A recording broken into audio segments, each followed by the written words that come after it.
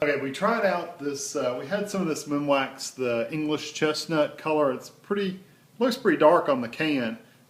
Even the stain by itself, if you look, is pretty dark. But when you actually put it on the wood, it's pretty light. And if I'd done a second coat, it may have been darker, but that's pretty light. That's not what we're going for. That looks more like the floor. If we wanted to match the floor, that probably would have been a perfect color.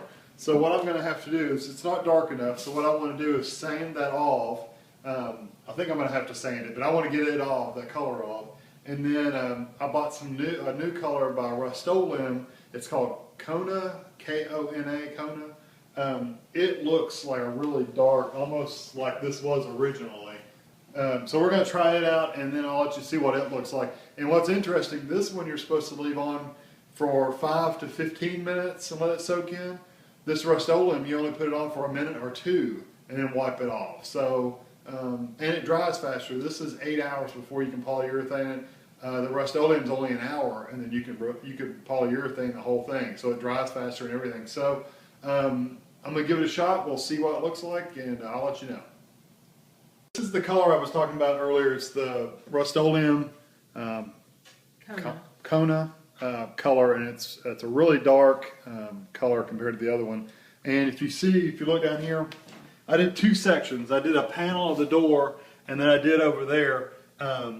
The one on the frame over here, I wiped off after 2 minutes. This one I actually left on 5 minutes, and I actually wiped that one a little harder than I would wipe this one. Both of us like the darker better than the lighter, so what I'll do is, I guess since this wood is so old, the pores are a little more sealed up than newer wood is.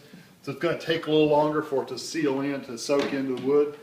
So what I'm going to do is actually I'm going to scrape the mantle this morning, but when I get ready to stain, I'm going to put it all on the door and work one section at a time, like do the whole door, and then leave it on there for 5 or 6, 7 minutes, and then go back and wipe it down, but I'm not going to scrub it down. I'm just going to wipe it down to where it leaves most of it on there, and then let it dry, and hopefully we'll get that kind of result out of it. Although that doesn't look bad, I still like that better.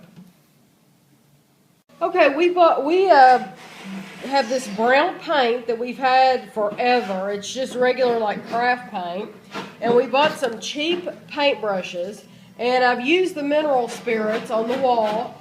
And now what I will do is anywhere where you see white, like right there, anywhere along the wall where you see white, I will go along really light with the brown craft paint, and that way when we stain it, you won't be able to see any white places at all.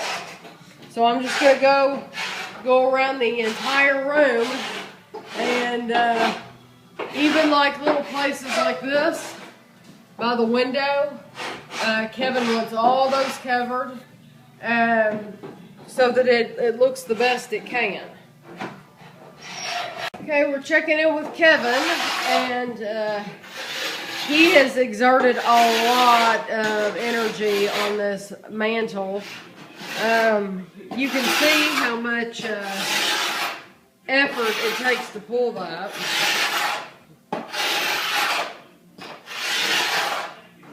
Then I got to sand it. And then he has to sand it, yeah.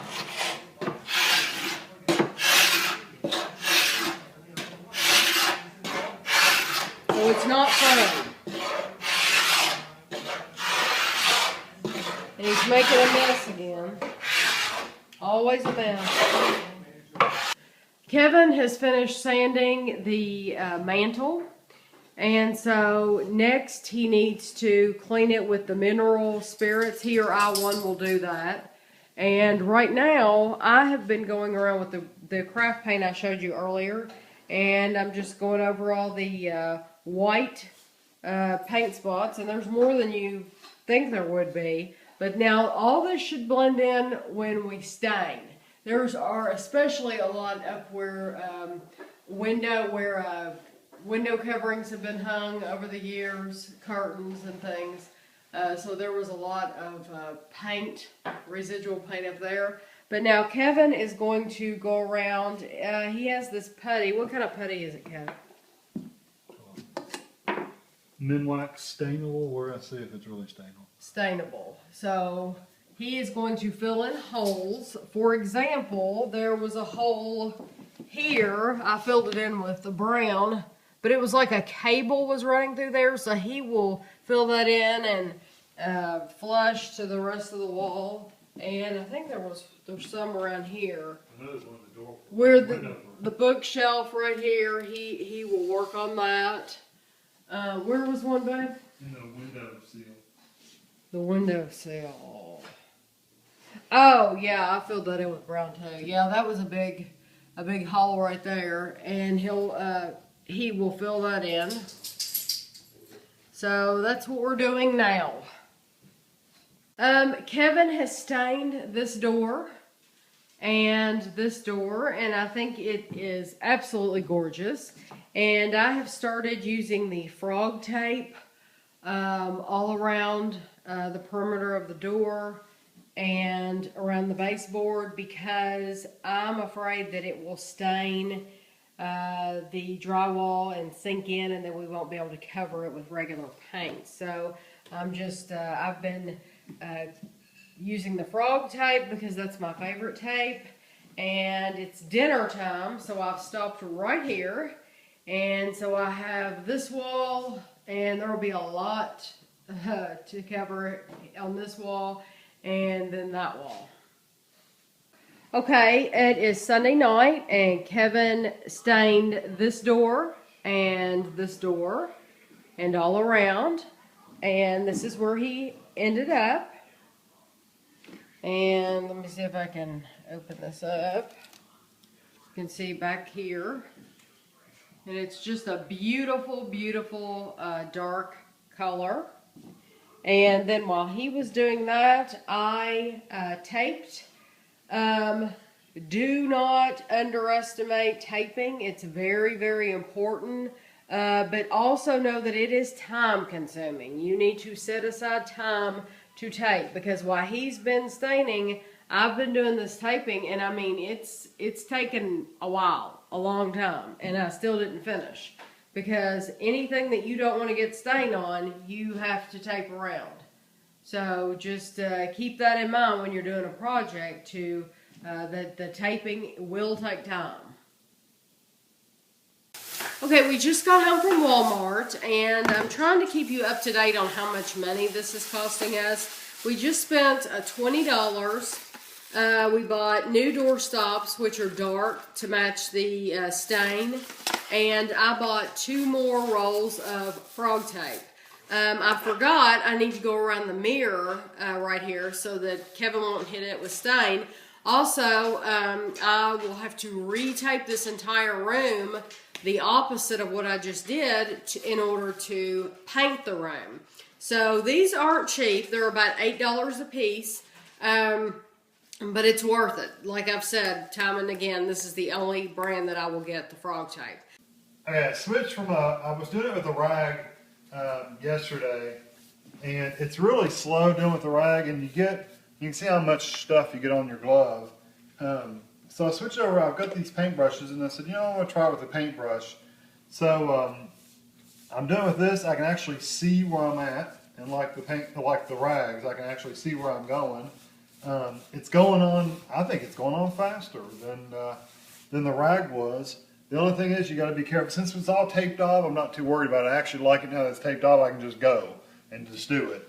I just need to watch the time and make sure that I wipe down what I have. I figure if I get to the end of this, it'll be about a minute or so since I did that, and it'll be ready to wipe down. So, and then I can probably do this whole wall and be ready in a minute, and then come back and wipe it down. So I like the brush a lot better.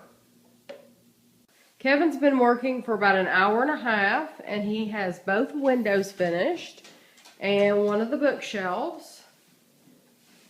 And he is working on this door, and he finished the baseboard down here. But it looks beautiful.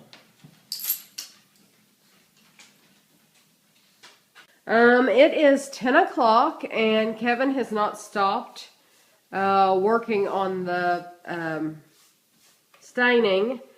Normally he would have stopped for a snack at least. But he just has a little bit left of the mantle. How much longer do you think it'll take you? Probably 20 minutes? That's not bad. But let me come over here so you can see it from a distance.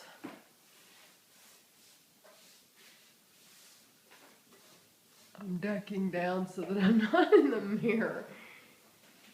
Kevin just finished the mantle after hours of work, and it's beautiful, and now he's just wiping it down a little bit.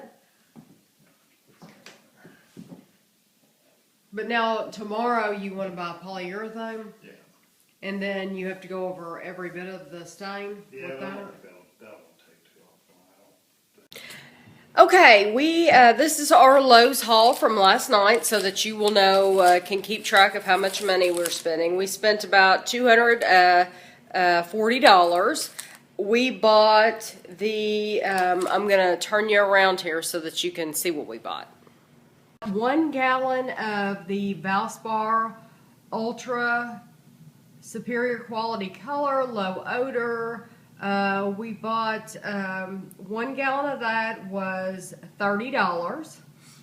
And then 1 gallon of the primer was $15, which we had tinted to the color we chose. So it will tint our color and then we will paint in our color. And then we bought a gallon of polyurethane, which was $50.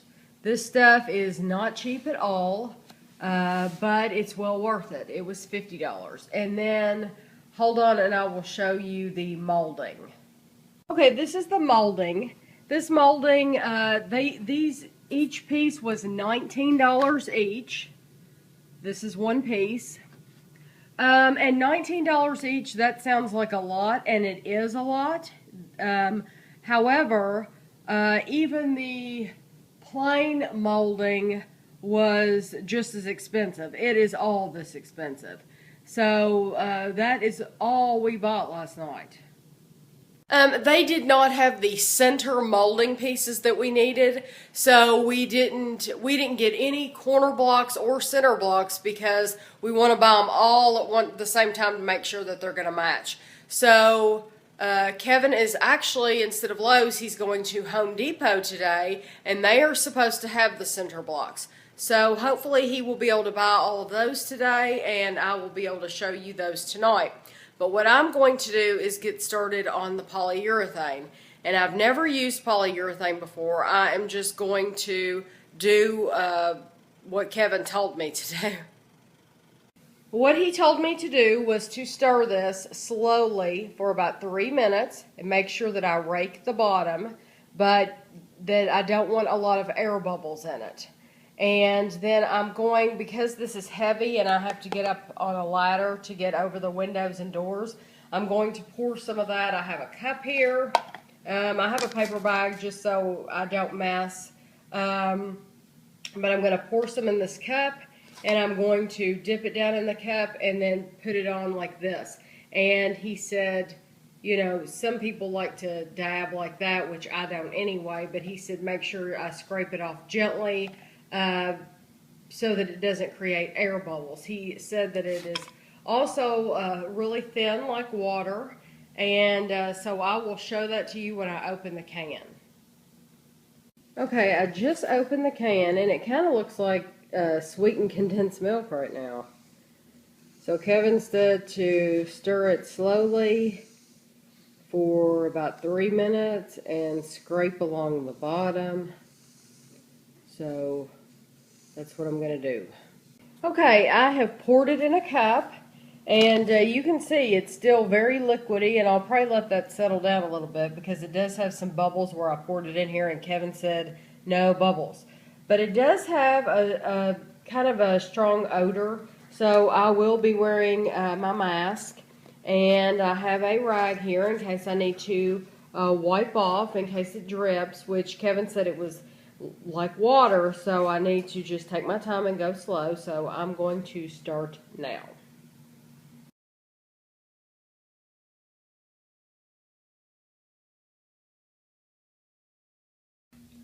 Okay, I wanted to show you what's going to go with the molding. We found a long time ago that if you put if you don't want to have to cut your moldings to make really nice ending spots to it instead of having to do it at angles and stuff, one of the things you can do is, and I've got my gloves off for the stain, you can get these blocks and they go like right up on the ceiling and the wall, just like this, and you run your molding on each side of it.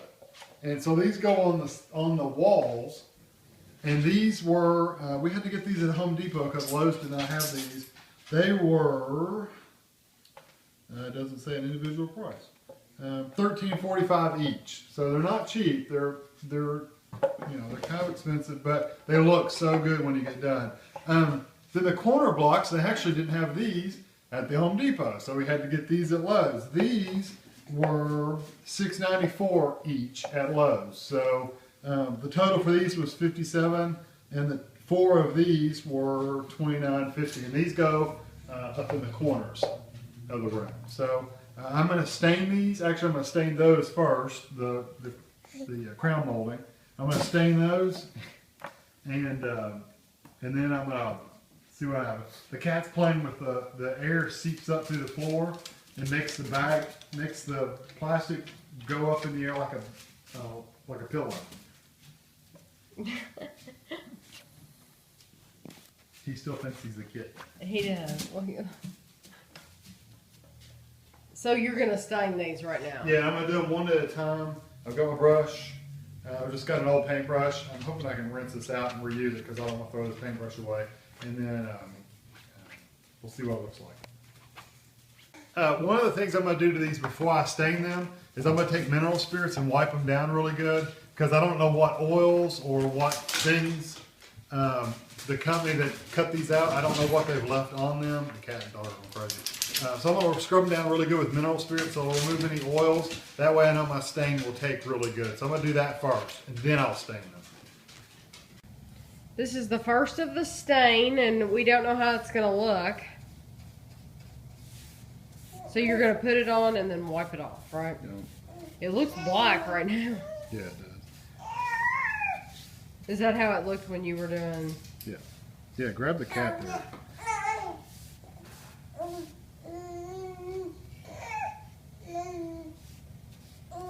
I'm afraid it's going to drip over. It might drip a little bit, but that's why you put the plastic underneath.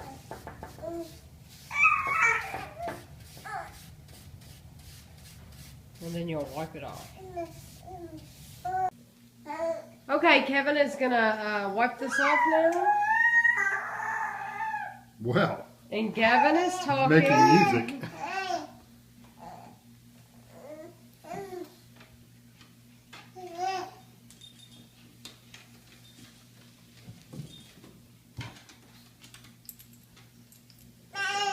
I'm just barely rubbing it on there because I really don't want to take a lot off.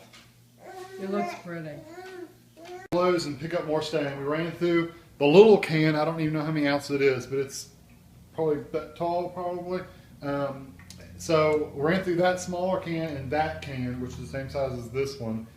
These are 32 fluid ounces or 1 U.S. quart, and it is $9 at Lowe's, $8.99 for this. And I love the way this goes on. It goes on really good. It dries quick, so you're not sitting there waiting. But if you have a really big area and you need to wipe down quickly, I don't necessarily recommend this because it does dry so fast. You can't do a big area and then go back and wipe. It's already dry. So anyway, I'm going to finish up. I did 5, and they're a little lighter than the other wood, but I think it's the kind of wood, or maybe I wiped it off a little bit better. I don't know. But I like both. I think they'll go good together, especially once you get that up in the air, you know, up in the ceiling. So I think it looks good. Okay, Kevin has finished staining the molding for around the top of the ceiling, of course, molding. And these are the 4 corners. And these are the center blocks. And that is literally what they're called because I looked up the names of them. They're called center blocks. And they will go right in the center up there of each wall. And if you watch the den renovation, that is what we have in the den, and it looks beautiful. We painted those white, And it turned out gorgeous. It really did. But this will be nice for the dining room. You're going to have a lot of that stain left, aren't you? Yeah, that's all right. You might decide to do it over. So today is Friday, and Kevin is polyurethaning the molding, the baseboard, and it looks really pretty. And so he's finished the door and this part of the molding, so he will have to go all the way around this room. And it's a lot. I know it doesn't look like a lot, but it's a lot of detail, it's a lot of work. And then the fireplace, are you going to wait on the fireplace to last? Or Yeah. I didn't know if you were going to go around the room like when you hit things or. I want to do that last because it's all one big piece. I want it to be even. Right, okay. I've got a tip and then a rant. My rant first. I have the Minwax polyurethane. The polyurethane itself is great. It's fine. I like it. What I don't like is this plastic lid. It's got a plastic lid to it. I'm sure it's environmentally I don't know. Is plastic more environmentally friendly than a tin can? I don't know. This is never going to break down. I would think the tin cans would rust and fall apart sooner or later. But anyway, whatever. My rant is that plastic lid does not just easily push on here like you would normally do a metal lid. A metal lid you can kind of push down with your hand and get it in there, and it'll at least seal it up good enough to where you don't have to worry about it. This, you literally have to take a mallet and tap it in place. You can't just push it on. At least I can't. So anyway, that's my complaint. A tip for you is, I have two brushes. This one actually is not a really expensive one. It's a Lowe's brand. It's a Blue Hawk brush. But make sure, I tried doing a cheaper brush, just a little cheap brush that I had, and to start on these, and it was really hard to get them on there. It made a lot of air bubbles, really bad air bubbles on them. Then I said, you know what, this brush is so stiff that I can't use it. I'm going to go get the better brush. So I had a better brush. If you get a stable brush, those are the best, but they're more expensive.